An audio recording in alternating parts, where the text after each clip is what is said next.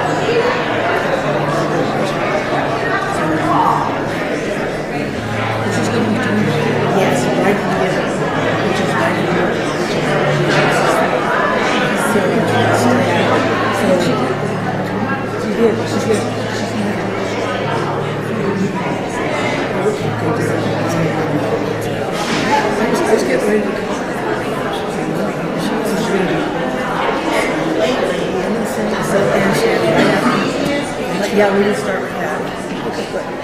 And no pitch on the letter. Yes, I'll figure it out. Yeah, it's a mind.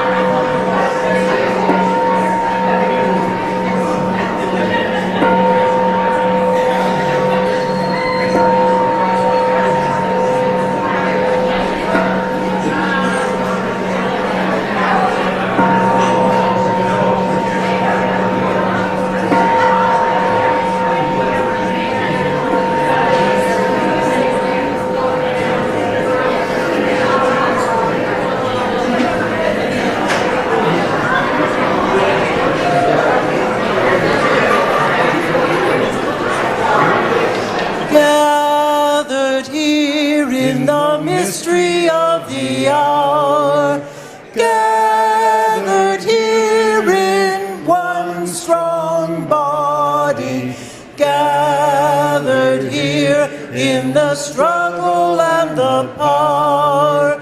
Spirit, draw near, gathered here in the mystery of the hour, gathered here in one strong body, gathered here in the struggle and the power. Spirit, draw near, gathered here in the mystery of the hour, gathered here in one strong body, gathered here in the struggle and the power. Spirit, draw near, gathered here hour. Gathered here in one strong body, gathered here in the struggle and the power. Spirit, draw near. Spirit, draw near.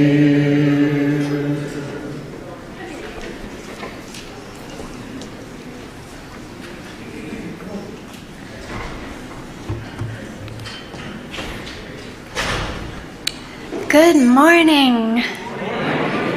Welcome to the Unitarian Universalist Church of Spokane. We are glad you are here. UUCS is a very welcoming congregation, and we appreciate your unique background, beliefs, and lifestyle. If you're joining us for the first time, or if you're a longtime community member, we are delighted to have you. And a special welcome to those of you joining us online streaming. A few announcements for the good of all. First, please enjoy our ongoing auction where you can sign up around the sanctuary. We have an unprecedented number of donations, so this is an unprecedented opportunity to raise the funds and the fun of our community. Also, we are recruiting new participants in the Chalice Lighter program. This is a way to make a small commitment to contribute funds to a regional fund sharing program for Unitarian Universalism. And if we have more participants, it gives our church the opportunity to apply for significant grants. So please sign up sometime this month. Today, ideally. There'll be someone in the back.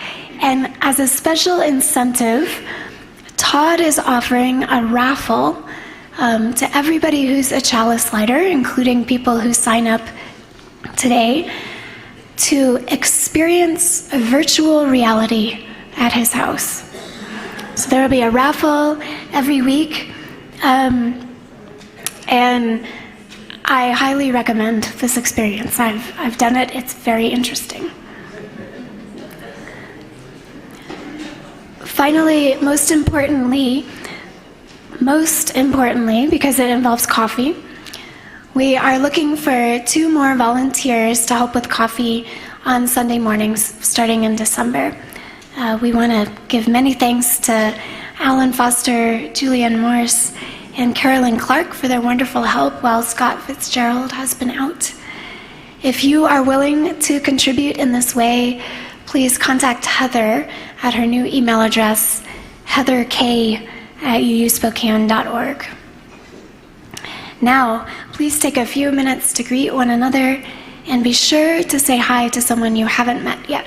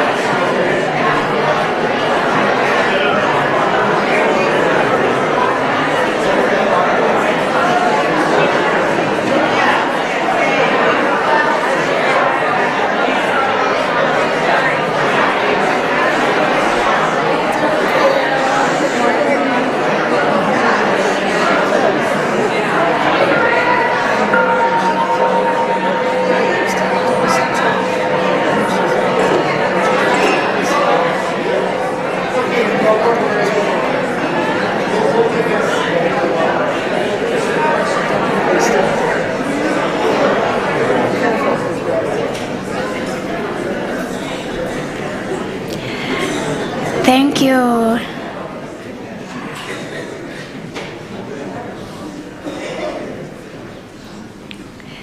We'll have more time to greet one another and share our stories after the service with great conversation and coffee.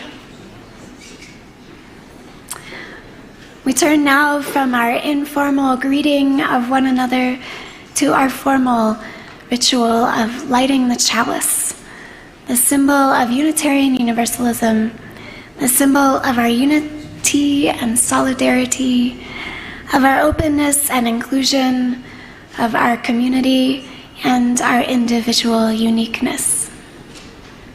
May this small flame be our offering of warmth to those who are cold and alone, and a light to those in darkness. May it be a flame that ignites justice in our world, a beacon of hope to those in need. And may it reflect at least a spark of truth wherever truth has been lost, and cast a healthy shadow of doubt wherever truth has been found.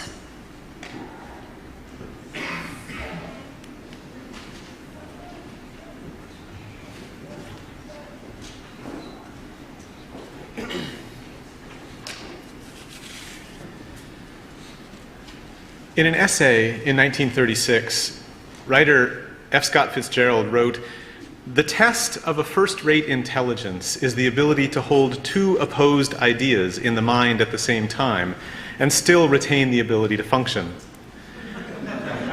One should, for example, be able to see that things are hopeless and yet be determined to make them otherwise." This is a test that we, as Unitarian Universalists, face pretty frequently. Our faith and our communities are built around principles that sometimes call us to do things that seem not just counterintuitive, but actually contradictory. Love your enemies, for example. Indeed, every Sunday morning we say and we hear that all are welcome here. That means we don't just accept everyone, we value everyone. And we value you not despite your differences, but because of your differences. Because of the unique experiences and perspectives and values that make you different from me and from everyone else in this community. We say this every Sunday. But doing it is hard.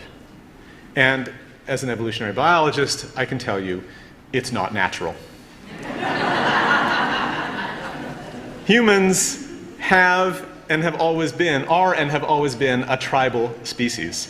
Through our evolutionary history, we've found safety and success by being part of small, coherent groups. Being able to determine who is like you and who is not like you could be a matter of life and death. As a result, we've evolved to be suspicious and even fearful of those we see as being different from us.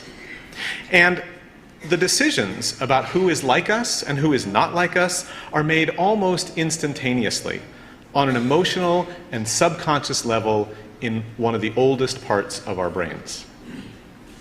So this seems to present us with the situation Fitzgerald talked about. How do I value and welcome someone whom my evolutionary history says may be a threat? Fitzgerald presents this as a test of the intellect. And I think as long as we're just thinking about it, that's the case. We can use the more recent, more rational, more intentional parts of our brains to counter that ancient, subconscious emotional reaction. We can know that someone is not a threat just because they are different from us. But welcoming is an action. Valuing is an action. Loving is an action. So living out what we say when we say all are welcome here takes more than the intellectual test of holding two opposed ideas in our minds at the same time. Welcoming is a test of the heart. It requires intentionally opening ourselves to the possibility of being challenged, surprised, hurt, to the possible realization that the way we've been seeing the world and living in the world up to now has been limiting, possibly even hurtful to others, without us knowing it. It's uncomfortable. It's hard. I'm not very good at this yet. But when I think about the challenge of truly opening myself to the experiences and perspectives of others, I get inspiration from something that my friend Paul Susak, who is also a member here, called his reflection from an awkward yoga pose. Paul is a little younger than I am, which is to say he's not all that young, and he described being in a particularly challenging yoga position in a yoga class one morning. His limbs all splayed out in different directions, face squished against the mat, and being encouraged to breathe into the stretch. As he did, he realized, okay, this is kind of uncomfortable, unnatural even, but the stretching comes from the discomfort. If I can get into this awkward, uncomfortable position intentionally and thoughtfully, I can grow from it. That seems like a metaphor for something. Indeed. So I think about Paul when I think about getting into other awkward, uncomfortable, maybe even unnatural situations, like loving my enemy, or seeing hope in hopeless situations, or opening myself to those who are different from me. I remind myself that the stretching comes from the discomfort. That doesn't mean it's suddenly going to be easy the next time I do it, but at least it might be a little bit easier, and I might be a little bit better at it. So this morning, I invite you to think about where the awkward poses are in your life. What opposing ideas are you balancing? Where are you cautious about opening your heart? And I encourage you to breathe into the stretch.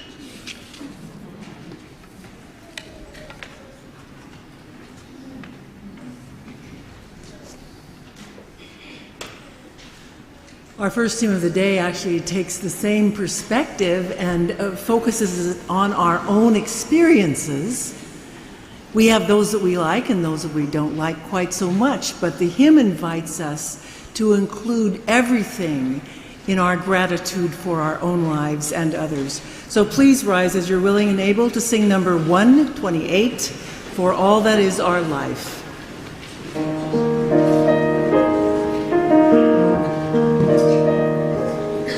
For all that is our life, we sing our thanks and praise. For all life is a gift, which we are called to use to build the common good and make our own days glad.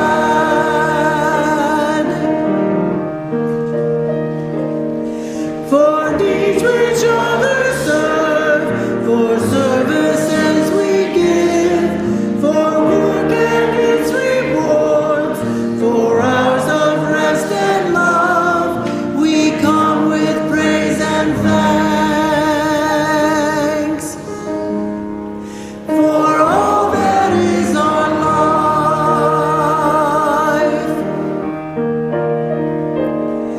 for sorrow we must bear, for failures, pain and loss, for each new thing we learn, for fearful hours that pass, we come with praise and thanks.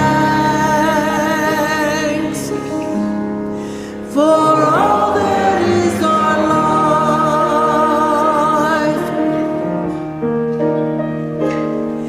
for all that is our life, we sing our thanks and praise. For all life is a gift, which we are called to use to build the common good and make our own days glad.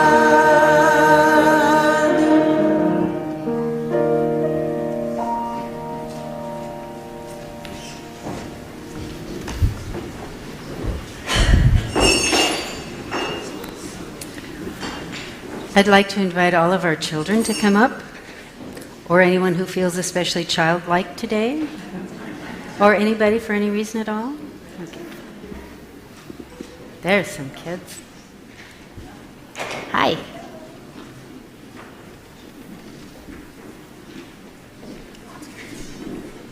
Oh, this is great. Come on down. Wow. What a nice group of kids. And big kids. Okay. I'm going to ask you kids to help me at one part during the story. Does everybody know their own name? You should practice, honey. The rest of you all know your own names, right? Okay. Well, I'll tell you when, and when I say now, you're all going to shout your own name all together, okay? We're not even going to practice it because you know your name, right? Okay. All right, I'll tell you when, though. The name of this book is For Every Child.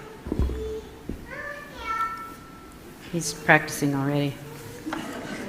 For Every Child, the UN Convention on the Rights of the Child in Words and Pictures. Whoever we are, wherever we live, these rights belong to all children under the sun and the moon and the stars, whether we live in cities or towns, in mountains or valleys or deserts or forests or jungles. Anywhere and everywhere in the big wide world, these are the rights of all children. Can you see down there? Move over this a little bit. Okay.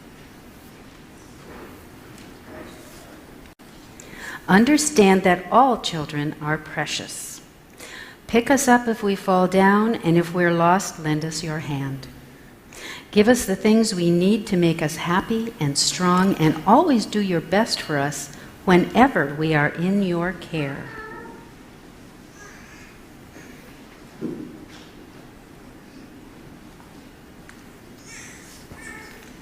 All children should be allowed to live and to grow and grow and grow until we're grown up and can decide things for ourselves.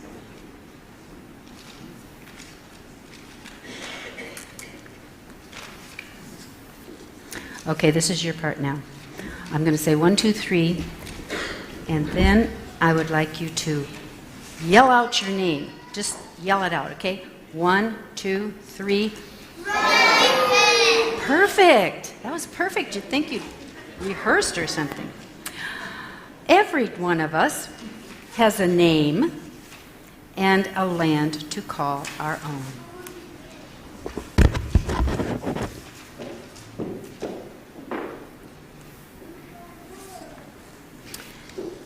Keep our families together. Did I lose my mic?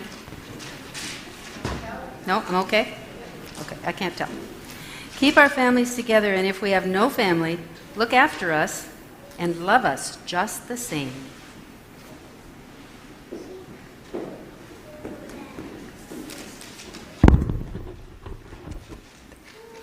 Allow us to tell you what we are thinking or feeling, whether our voices are big or small, whether we whisper or shout, or paint or draw or mime. Listen to us and hear what we say.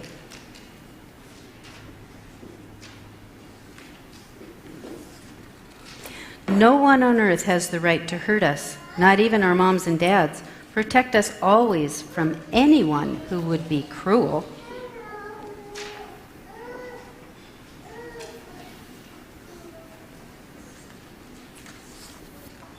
If we are disabled, either in body or mind, treasure us especially and give us the care we need to live happily in the world.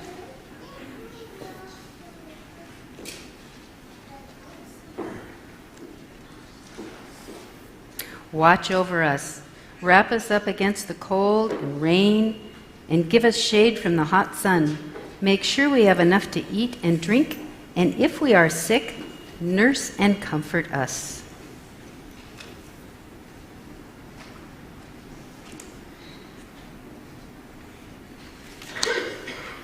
Teach us all to read and write, and teach us well so we can grow up to be the best we can be whatever we do, take care of our earth, the flowers, the trees, the rivers and seas, and teach us how to care for it in our turn.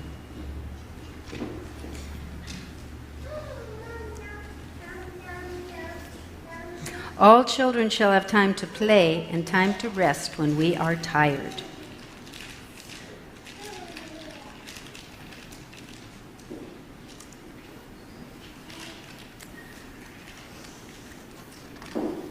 In times of war, do not make us take part in any battle, but shelter us and protect us from all harm.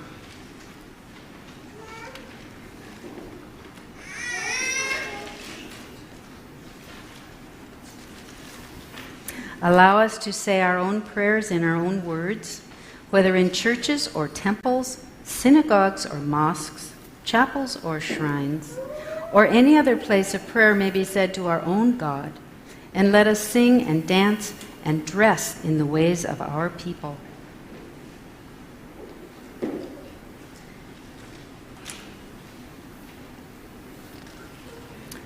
Do your best to let everyone know that whoever we are, wherever we live, these are the rights of every child. Now, every child, once again, say your name when I count to 3. You got it? 1, 2, 3. Perfect. Thank you. Let's sing our children out.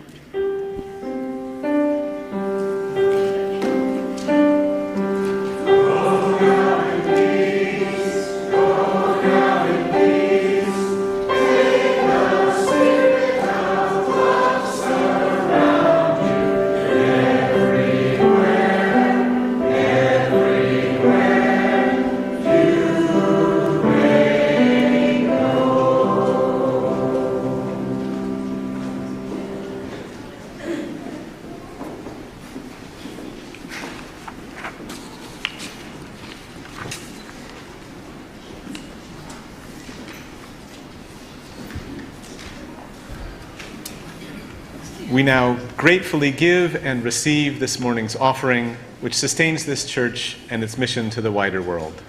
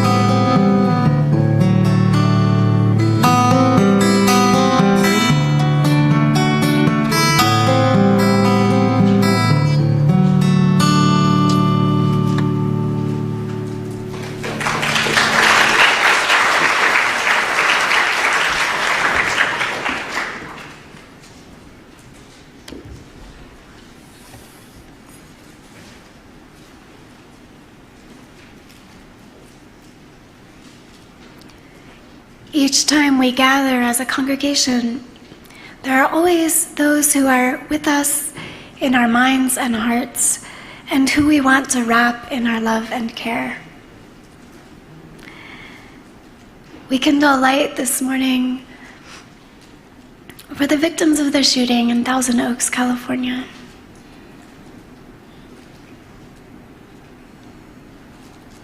And people impacted by fires in Northern California.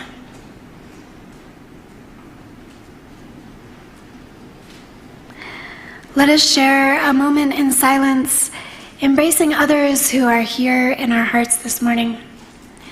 You are welcome to say their names aloud as you are willing.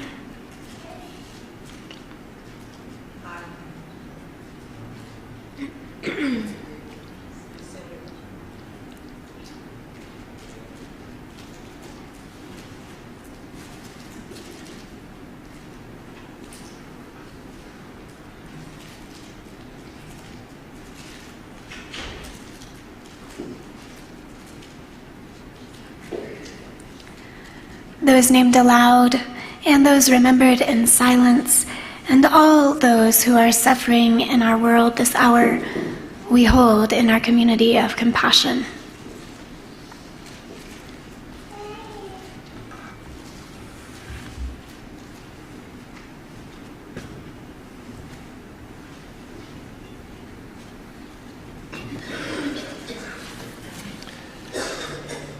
This is the time in our service where we pause for a few moments of silent meditation. So I invite you to make yourself comfortable as you wish. Close your eyes if you feel like it. Take a deep breath.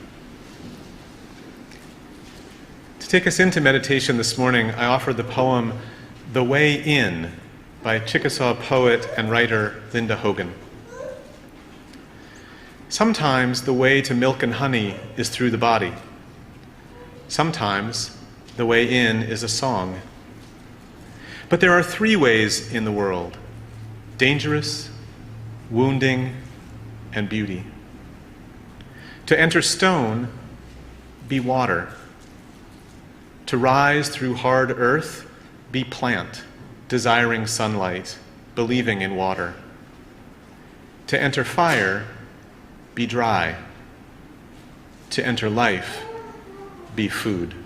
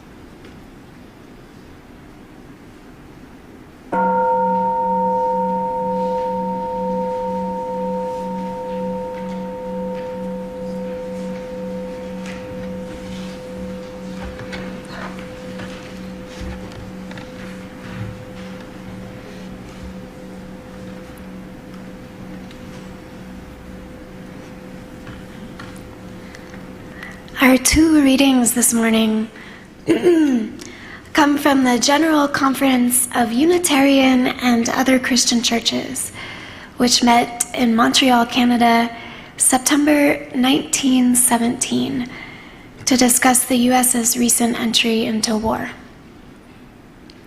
First, the words of Reverend John Haynes Holmes. No statement on this occasion would be useful, much less generous or just, which did not at least attempt an adequate interpretation of the varying attitudes maintained by Unitarians toward this war. Many of us believe that the Allies are battling to make the world safe for democracy. And for such a work on such an empire, no weapon is fit except for the sword. Others are in various ways lovers of peace and have long served its interests, but they do not see how the present conflict could have been avoided, and now that it has come, see no way out except to fight through it. A third group of Unitarians see the war as a consequence of the general condition of international anarchy, fostered by the nations as furnishing an open field for imperialistic ambition by which the autocratic classes in control of all modern countries prosper in wealth and power at the expense of the people. They therefore seek an end to this war now on any terms of peace without victory. And finally, there are the non-resistants. They are unmoved by a plea for war on grounds of self-defense, liberty, or honor. They refuse to recognize the proposition that the end justifies the means, and believe the law of love can no more be repealed than the law of gravity. Our division of opinion only unites us the more heartily and firmly in the judgment that above and beyond this horrid business of warfare, there are other tasks to be achieved if peace is to be established, and that these tasks belong distinctively to the churches.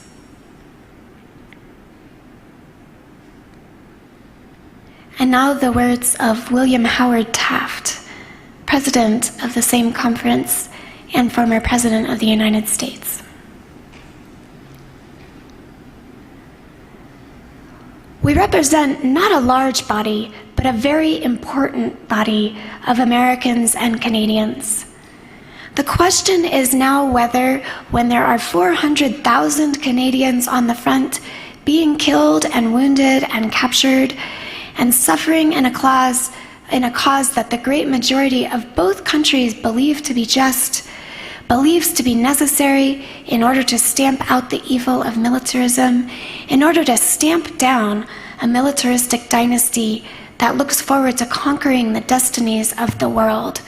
The question is, I say, whether we, as Americans, are to divide ourselves into 4 different parts on this report and say, some of us believe this or that, or the other thing, or the last part, or whether we are going to act like Americans and Canadians, responding to the demands of the great issue that is being fought for which the blood of our dearest is being shed or will be shed? Or are we going to occupy a high transcendental position of not deciding anything? That is the question. As a Unitarian, I want no doubt about it. I am not a pacifist.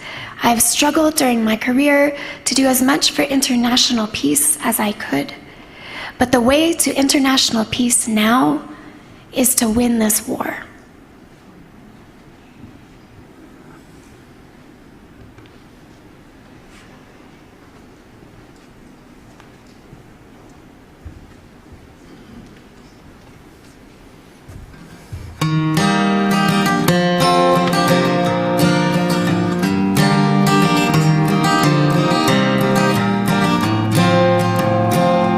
He's 5'2" and he's 6'4". He fights with missiles and with spears.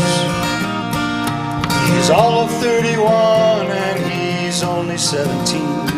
He's been a soldier for 1,000 years.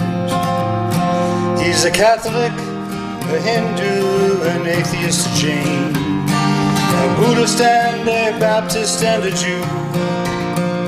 And he knows he shouldn't kill, and he knows he always will. Kill you for me, my friend, and me for you. And he He's fighting for Canada, he's fighting for France, he's fighting for the USA.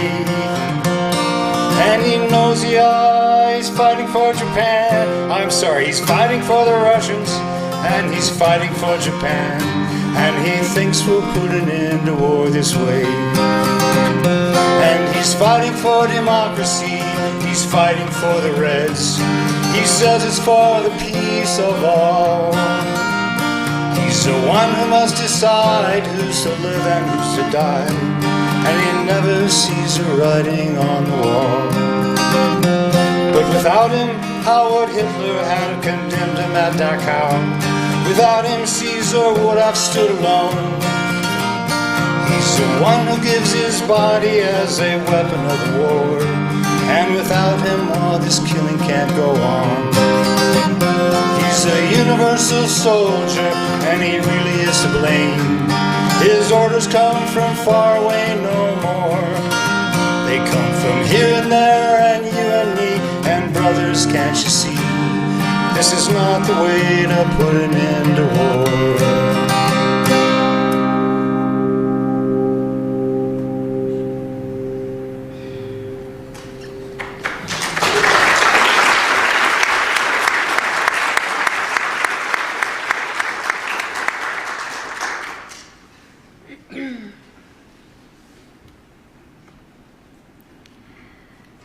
The war to end all wars ended 100 years ago today.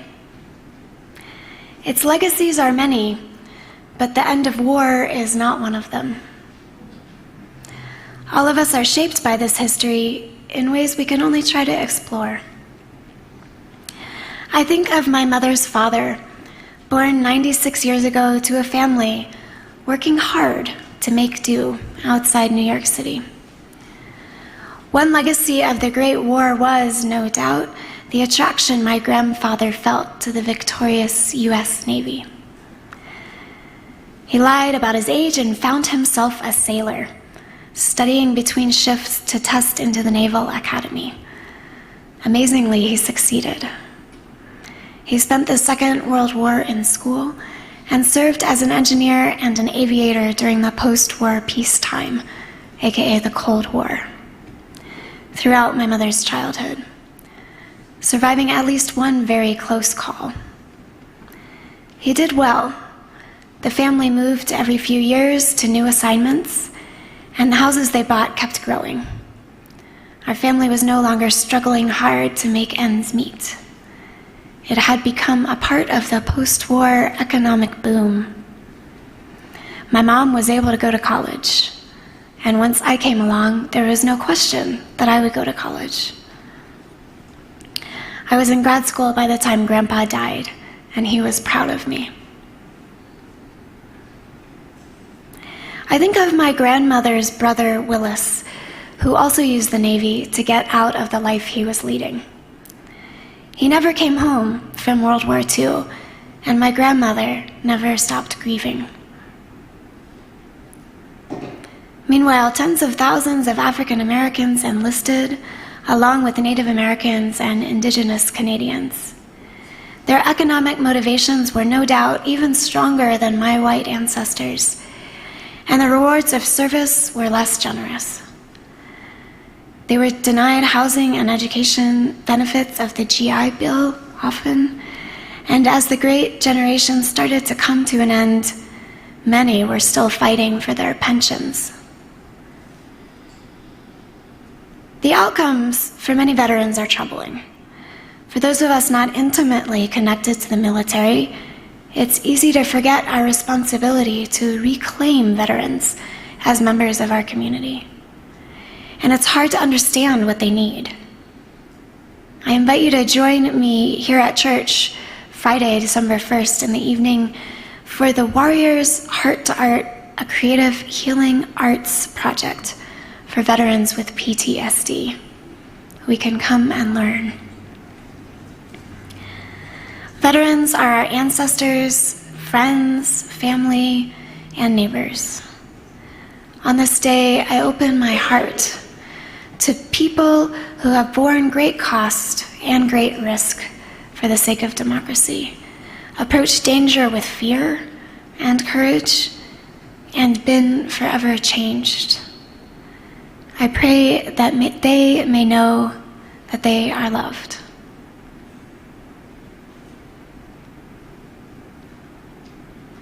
As we come back to our routines after the upheaval of practicing democracy this week, I pray that we can remember again our fundamental values.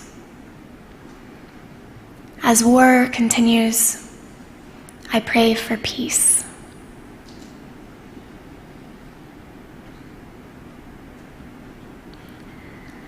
We are a nation at war, have been my entire life, yours too, no doubt, whether or not it's beneficial. This is the backdrop for the election this week, and I knew that no matter what the outcome of our collected ballots, we would still be facing war. And yet fewer Americans are serving in active duty. Fewer and fewer of us are on the front lines, and fewer of us are killed fighting war. The devastation waged now across the globe is organized differently.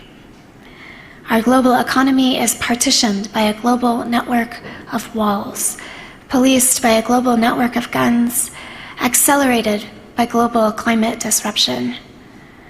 People are still attacked and driven from their homes by greed, justified by organized hate of their heritage, their gender, their God, or the people they love. We resolutely condemn hate and violence, and yet we know we are a part of this system. Any prosperity we enjoy is connected to someone else's suffering. If we have money in a bank or are paying interest on loans held by a bank, then we're part of this devastation. If we fill up our gas tanks or buy anything that traveled any distance, then we are a part of the global extractive economy. If we own land in this country, then we're a part of its history. In our different ways, for many good reasons, we are each the universal soldier. We are all fighting to survive in this world. And I can't preach us a way out of that. But I can remember and hold space for us all to remember that we do it for love. We do it for love. It is possible to be grateful for people who are fighting for what and who they believe in, even as we grieve the casualties. We must do both, grieve and thank. Digging down into the truth of our complicated reality is the only way we can imagine justice and then build it. This is difficult work. It is spiritual work. It is what we were made to do.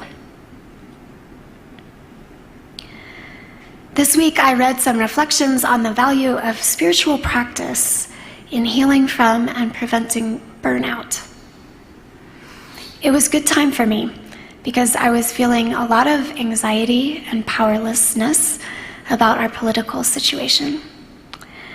And I'd committed to preach a sermon about war, of all topics, and I had just come down with a vicious head cold. I was ripe for burnout. But then I encountered words by the Quaker David Shelley, who encourages each of us to claim a few central tasks as emphatic responsibilities. He continues, "For each of us, these special undertakings are our share in the joyous burdens of love." The idea here is to clarify, what are we actually made to do in this life? As the unique individuals that we are, what are the basic tasks that bring us meaning?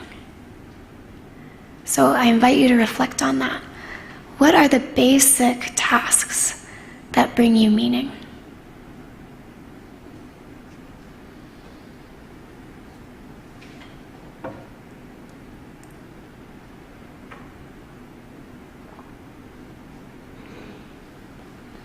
I'll share mine. They're particular to this body, this mind and heart this week. They are care for others. Sorry, that too, but care for myself. Connect to others and study liberation. My emphatic responsibilities are not the same thing as priorities. I need to do all of them to be me. I definitely can't do anything if I don't care for myself.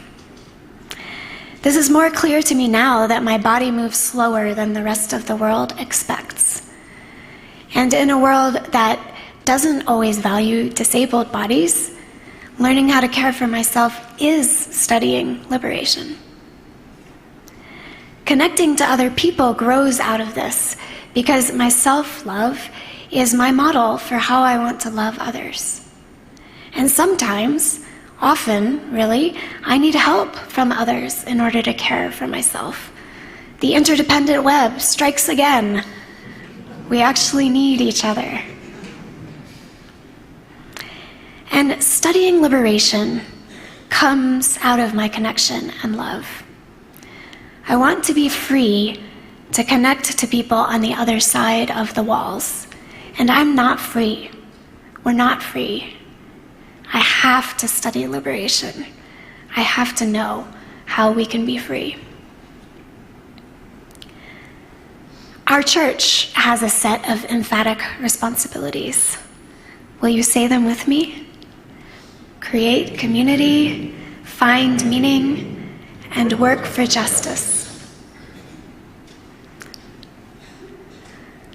101 years ago, the Unitarian minister John Haynes Holmes outlined the emphatic responsibilities he believed belonged to the General Conference of Unitarian and other Christian churches.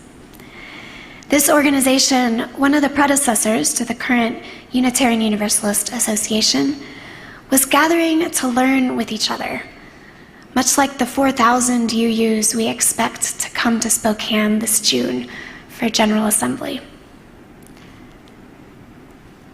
In 1917, they were gathering in a time of war. As chair of the Planning Council of Ministers, a group charged to present the position of the Unitarian churches on the newly entered war, Holmes had listened carefully to the diversity of beliefs around him, and he looked for the things that the church should be organized for, the things they all agreed on, the tasks that held solid regardless of one's opinion about the validity of war, the outcomes that mattered whether or not the Allies would win the war, the emphatic responsibilities of the church.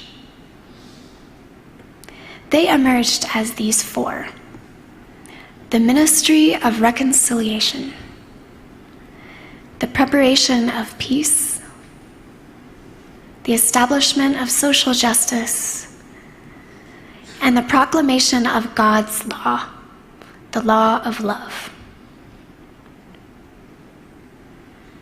I want to highlight the establishment of social justice, since we have the same emphatic responsibility at this church. For Holmes, it was the development and practice of cooperation. He wrote, "This war is a part of our world. It belongs to our breed. The war of the battlefield is only the magnified reflection of the war of the factory, the slum, and the foreign market." We are all the universal soldier. To end war, we must end the practices at all levels of human relations that create disharmony and violence. Holmes was more than aware that as a pacifist, he held a minority position. He represented his position about the war alongside other positions, with respect, and he advocated not choosing among them. Democracy is great, but sometimes we can do better. Sometimes we can disagree on some things and still work together.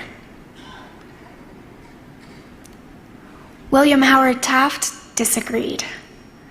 The New York Times described the scene as unprecedented in dramatic power in the annals of religious conventions. Taft's face reddened throughout Holmes' presentation, and when it was his turn, he took it, loudly and angrily, and persuasively advocated full, unmitigated support for the war. His motion passed 236-9, including a statement of implicit support of limitations on free speech. This was part of a greater environment of censorship.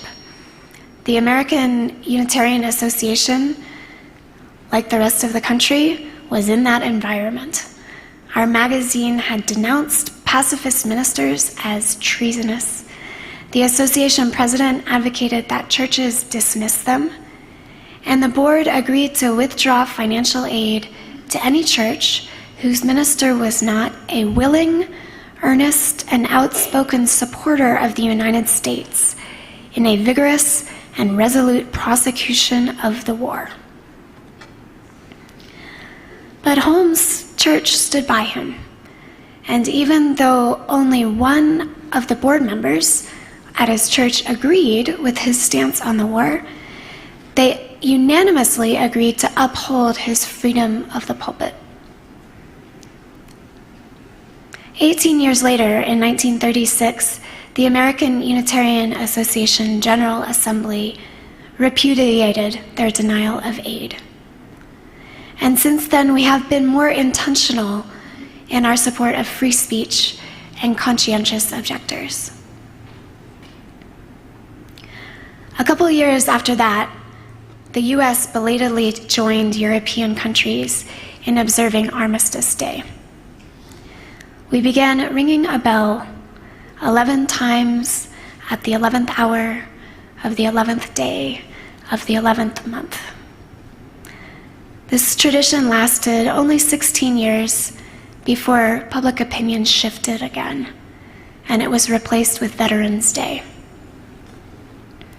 In the words of Rusty Nelson, president of the Spokane chapter of Veterans for Peace, we want to reclaim Armistice Day, not to deprecate any veteran's sacrifice or efforts to defend home and hearth, but to shine a light upon the more constructive, less costly, nonviolent methods of conflict resolution validated over the last century. Minority voices like Rusty Nelson's and John Haynes Holmes often have the wisdom we need. But it takes a community committed to something stronger than winning, deeper than democracy, to be able to hear this wisdom. This is the work of the church. This is work for justice. Let us study liberation by listening.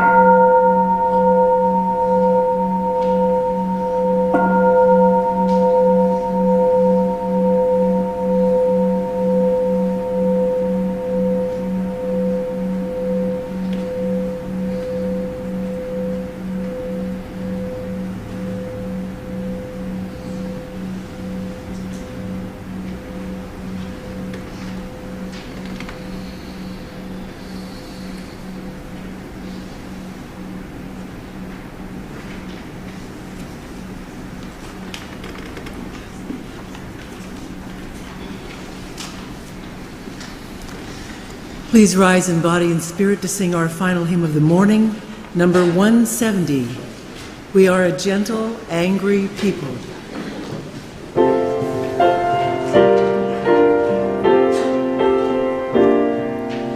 We are a gentle, angry people, and we are singing, singing for our lives. We are a gentle, angry people, and we are singing, singing for our lives.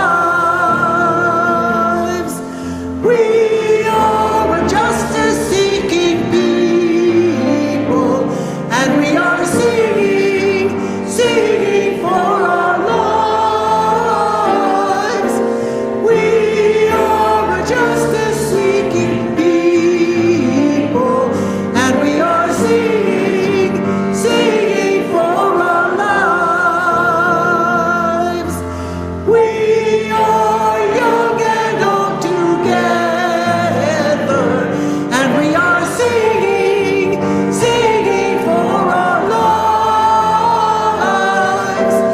We are young and old together, and we are singing, singing for our lives. We are a land of many colors, and we are singing, singing for our lives. We are a land of many colors, and we are singing, singing for our lives. We are gay and straight together, and we are singing, singing for our lives. We are gay and straight together, and we are singing, singing for our lives. We are a gentle, loving people, and we are singing, singing for our lives. We are gentle, loving people, and we are singing, singing for our lives.